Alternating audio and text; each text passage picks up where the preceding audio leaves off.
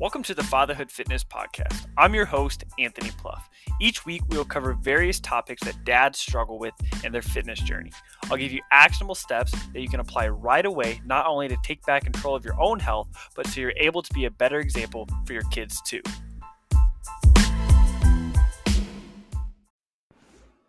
All right, welcome in. We are just about done with 2023. Hope it's been a great year for you. Hope you had a wonderful Christmas. Have an exciting New Year's planned. I know for me, it's a really busy time of year. My youngest birthday is on Christmas Eve, and so between her birthday, Christmas Eve, Christmas Day, New Year's Eve, New Year's Day, it's a very busy last week of the year. But it's good. I'm excited for a lot of cool things planned for 2024. It's been a really good year. Obviously, not everything went the way I had planned, but that's okay. That's going to happen, right? And that's what I want to talk about today. I want to talk about how to achieve more in 2024, right?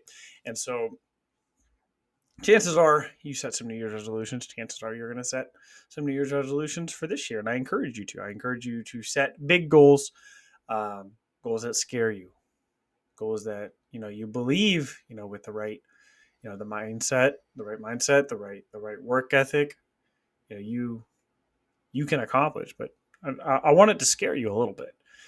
And to be honest, that's probably why you didn't achieve everything you wanted to in 2023, because maybe you don't believe in goal setting. I had somebody I was talking to, this was probably a couple years ago now, but they told me they didn't set goals because they didn't work for them. That's pretty reasonable, right? If you have done something over and over again, why would you keep doing it, right?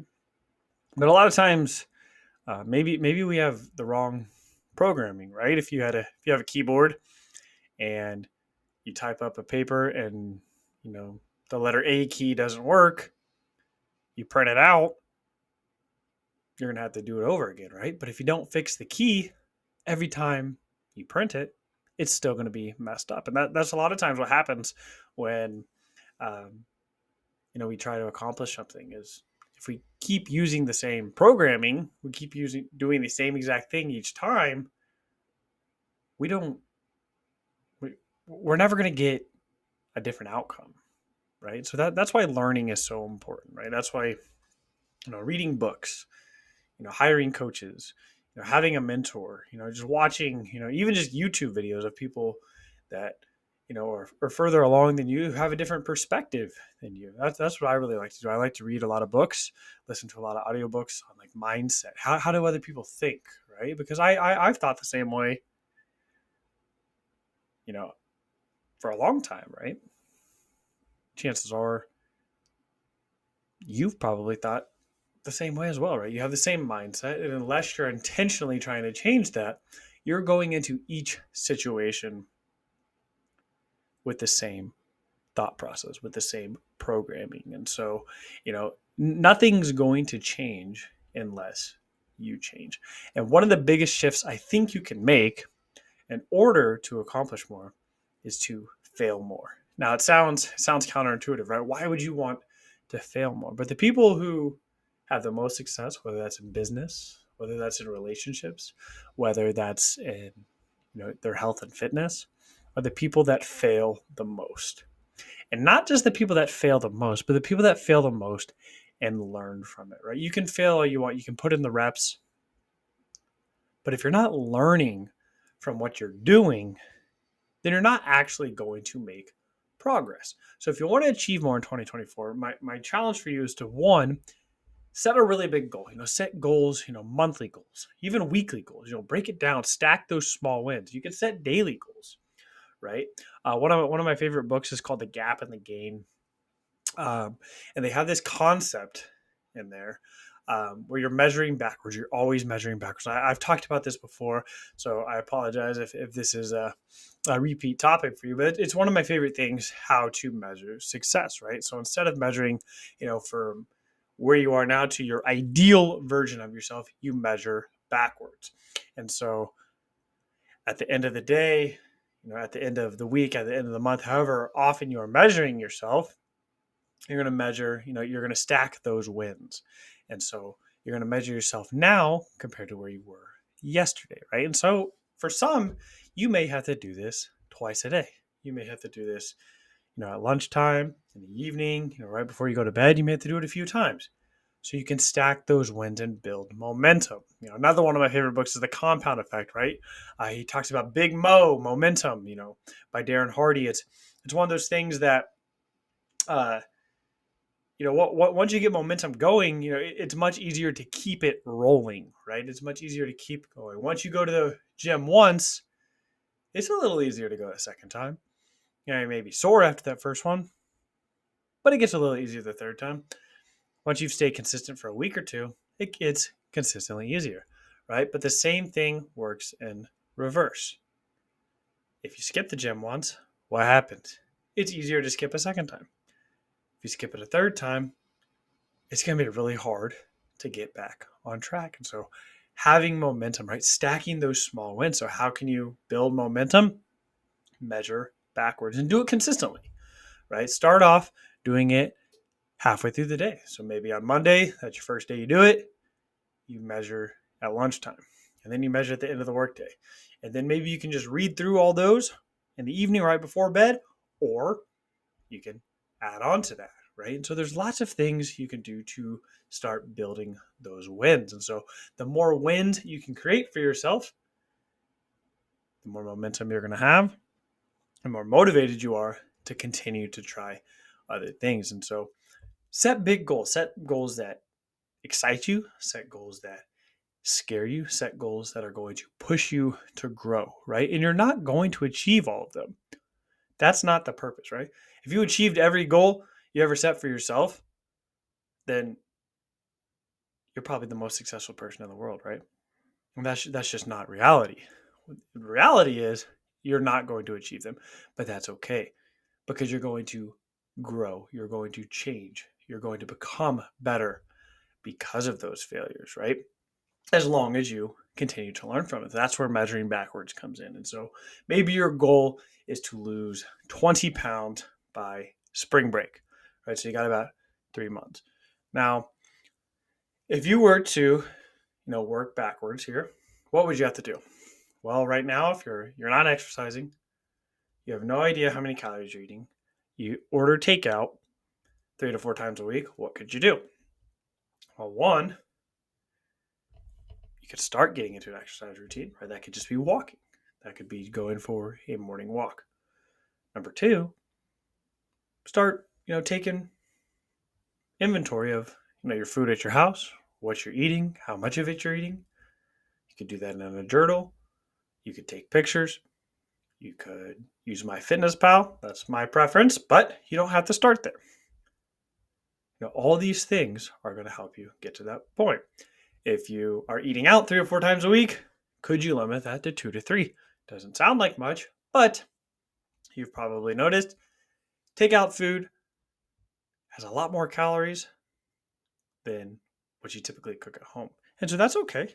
That's okay. You can have it every once in a while. I like to enjoy takeout food as well. But you probably need to start cutting back on that, right? And so who do you need to become, right? And will you become that person in 3 months? Possibly. Will it take you a lot longer if you wait? Absolutely. Because if you've been gaining weight slowly, you're going to continue to gain weight slowly. If nothing changes, why do you expect other things to change, right? If you don't change anything, then you're going to continue to get the same results.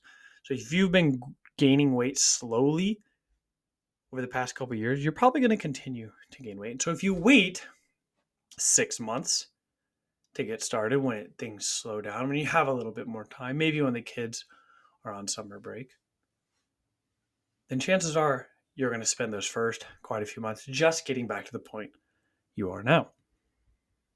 So how can you make it work with your life, right? Can you get up 20 minutes earlier to go for a walk each day? Well, maybe it's cold outside. You can wear a coat, wear gloves, wear a hat. Now figure out all the excuses why not to do it, and then write a list of why you can do it or how you can do it, right? Working out After a long day of work, doesn't sound like fun. Could you do it in the morning? Could you do one on Saturday and Sunday and find one on like a Wednesday? If tracking food's hard, could you spend 5 to 10 minutes after the kids go to bed writing down what you ate that day? If you look for all the reasons why you can't do something, you'll find them. I guarantee it. We could sit here all day long talking about why you couldn't do something. But if you really want to make a change, you have to make a list of why you can or how you can make it work, right? One of the biggest issues, one of the biggest, friction points with a lot of my clients or a lot of the dads I work with is they don't want to cook separate meals from their family. Tracking takes too much time. Or they don't want to exercise. They don't want to spend more time away from their family. That's fine. I agree. I don't want to cook separate meals. I don't want to spend all my day tracking. I don't want to spend extra time away from my family working out. I get that. I hear that. That's why I wake up early. I make sure I get done when I need to. I schedule my workouts during the week away from family activities. That way I know it's not interfering with anything. I track my food and then I never have to track it again. Once I put it in the app, it's already there. I can easily add it. I can add it while I'm cooking. There's lots of things that you can do if you believe you can do it, right? And so you have to make a list. You have to make a list of the reasons why you can do something or how you can. Maybe you need support, right? Maybe your wife is really busy as well. Schedule workouts for her.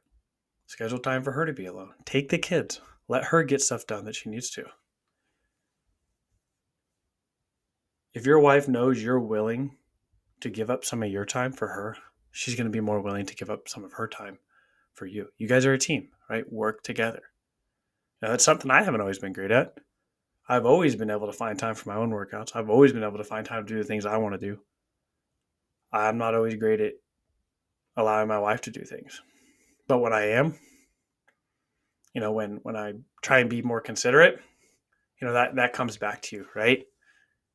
It lets her know, that I care about what she needs. I care about what she wants. And it makes things a lot better for everybody, right? And it's showing your kids that, mom and dad make it a priority to take care of themselves. What's that showing them? That's showing them that as they get older, they need to make it a priority to take care of themselves too, right? How powerful is that? You may be thinking, well, I don't want to track my food, but that could start a great discussion with your kids. Maybe your kids are middle school, right? Maybe they're old enough to really understand nutrition. Maybe they're even younger than that. They're curious. Dad, why are you tracking your food? Well, I'm trying to make sure I get enough protein in. Okay, well, what's protein, Dad? Well, it's going to help me recover. It's going to help me stay fuller longer. It's going to help me build muscle. Well, what's muscle, Dad? What can I do to help build muscle? It starts conversations. And the more you can do, the more learning experiences you have for your kids, the better, right? And that all comes back to failing more, right? You want your kids to know it's okay to fail. If your kids didn't believe it was okay to fail, they're probably not going to get very far in life. They'll struggle. And unfortunately, a lot of us did. Maybe you had that, negative connotation of failure growing up. And maybe that's why it's been so hard for you to achieve goals. Maybe that's why you don't think things are possible for you. But we were all born with resilience. We were all born with persistence, right? If we weren't, we would never learn how to walk. Imagine if the first time you tried to walk, you fell over and said, I guess walking's not for me. That's not how it works, right? We all figured it out.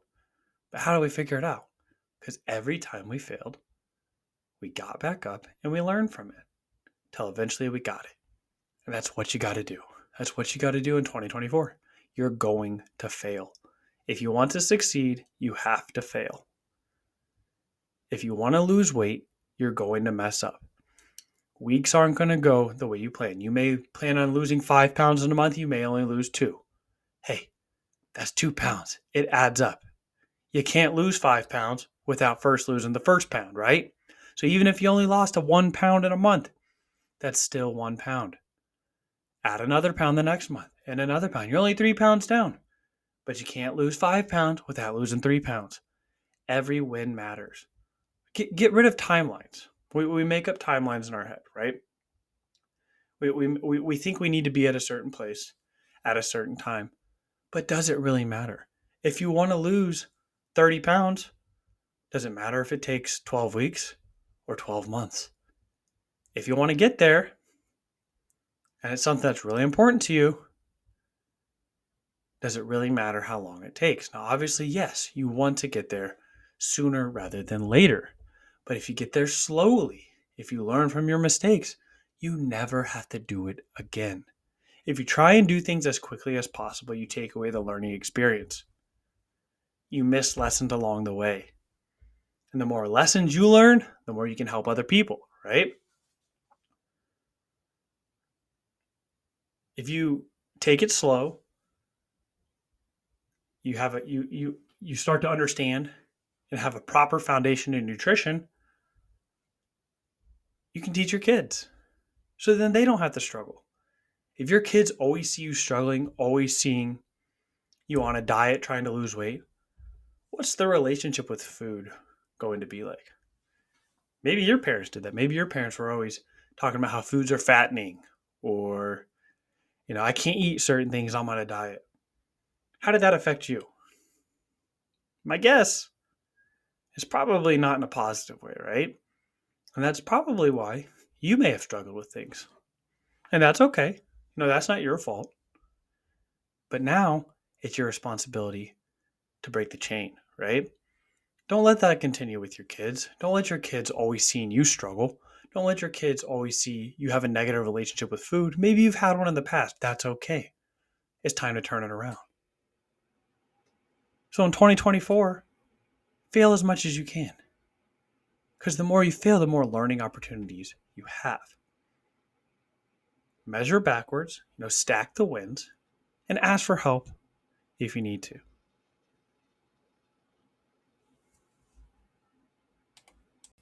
That concludes this episode of the Fatherhood Fitness Podcast. Thank you for those of you who took time out of your busy schedules to listen. If you have any questions or comments or an idea for a topic for a future episode, please feel free to reach out, and I'd love to hear from you.